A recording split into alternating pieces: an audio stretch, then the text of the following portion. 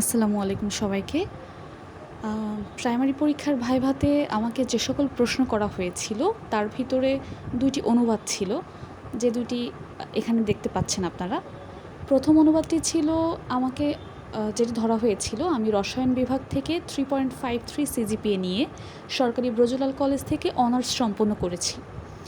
তো এটা আমি সবসময় বলতাম I have completed my honours in chemistry from government Brajalal college with CGPA 3.53, but আমার আমার সিরিয়াল নাম্বার ছিল 4। তো 1 নাম্বার যার সিরিয়াল ছিল ভাইভা দিয়েছিল, যে তাকেও এই সেম প্রশ্নটা করা হয়েছিল এবং সে যখন আই হ্যাভ কমপ্লিটেড বলেছিল তখন বোর্ড বেশ বকাঝকা তাকে করে, বলে যে তোমার ফলাফল তো এখনও বাকি নেই, অনার্স তো শেষ হয়েই গিয়েছে, রেজাল্টও পাবলিশড, সো এখানে হ্যাভ ইউজ করা যাবে না, হ্যাড ইউজ করতে হবে। যে কারণে আমি এখানে হ্যাভ ইউজ না করে হ্যাড ইউজ করেছিলাম এবং বোর্ড বেশ সন্তুষ্ট ছিল আমার উপরে মনে হলো।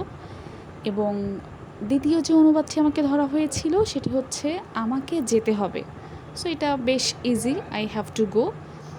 এবং সবথেকে মজার ব্যাপার যেটি, ভাইভা বোর্ডে অনেক সময় পরীক্ষা করা হয়, যারা থাকেন ভাইভা বোর্ডে যে পরীক্ষক স্যাররা তারা রাগান্বিত হয়ে যায় মাঝে মধ্যে, এটা দেখার জন্য যে সেই ক্যান্ডিডেট কিভাবে পরিস্থিতিটা সামাল দিচ্ছে। তাই এটা নিয়ে ভয় পাওয়ার কিছু নেই।